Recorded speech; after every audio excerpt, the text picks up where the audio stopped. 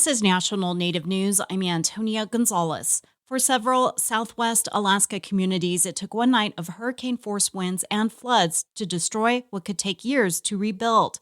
How and where to begin is a question that a group of men from Kipnuk tackled at a construction workshop in Anchorage. They've been staying in the city since their village was evacuated after the October storm. But as KMBA's Rhonda McBride found out, this time, instead of disaster, it was an opportunity that came knocking. The whack of a hammer, the buzz of the saw. Those are the sounds of hope. 3 3/8 larger and 3 3/8 smaller. They just lost their homes. They lost everything. Tiffany Caudle is the training coordinator for Alaska Works Partnership, which offered a one-week program on how to frame a house. I do think that this is really helping them stay positive and stay hopeful. They've all been so grateful for this training. And they're all volunteers, like Devin Mann. This is the door, and this one's going to be the window. Devin looks sharp in a brand new hoodie given to him after a military cargo plane airlifted him and almost his entire community to Anchorage. He came with only the clothing he had on and feelings of trauma after a 5-mile ride in a floating house. I thought something bad was going to happen to the house, like break apart. I thought that would be it for us, but I almost gave up. But I had hope. It is hope that keeps Devin going.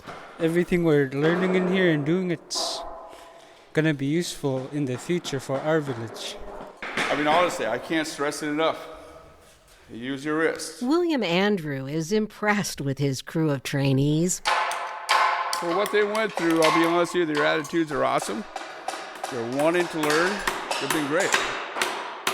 Andrew says 1 week of training in basic construction skills is not enough to learn how to rebuild a village, but it's a start. I'm excited about their future, and I'm hoping that they get to rebuild it. For now, there are hopes the training will lead to jobs and other opportunities. In Anchorage, I'm Rhonda McBride. 5 Native people are among 29 Bush Fellows to receive awards to develop leadership skills. In the fourth of 5 profiles, Brian Bull of Buffalo's Fire reports on a tribal judge who wants to indigenize the bench. Since childhood, Megan Treuer has been fascinated by the judicial system and concerned with making sure Native people receive fair and equitable treatment under the law. The daughter of a White Earth Ojibwe tribal judge and an Austrian Holocaust survivor, Treuer serves as chief judge for the Boys Fort Band of Ojibwe. She has very specific goals for her Bush Fellowship. I'm going to cut my judicial caseload in half and take Ojibwe courses for the 2 years of the fellowship. And I'm really going to make focusing on the language my top priority and try to learn as much as I possibly can. And then part of my fellowship will be going around to Indigenous scholars, spiritual leaders, and mentors that have worked in the area of. Ultimately, Treuer says she wants to bring humanity to the judicial system.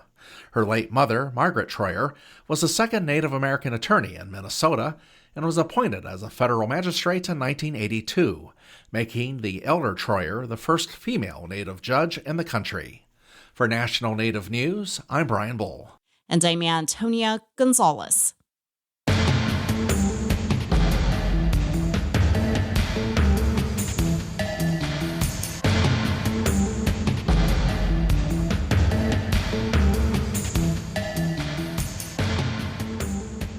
National Native News is produced by Kawanak Broadcast Corporation with funding by the Corporation for Public Broadcasting.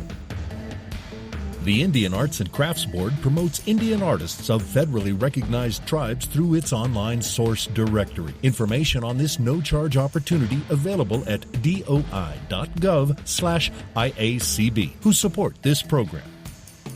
Support by Drummond Woodsum, a full-service law firm whose nationally recognized tribal nations practice provides services to tribal nations and their enterprises and to companies that do business with tribes across the country. More at dwmlaw.com.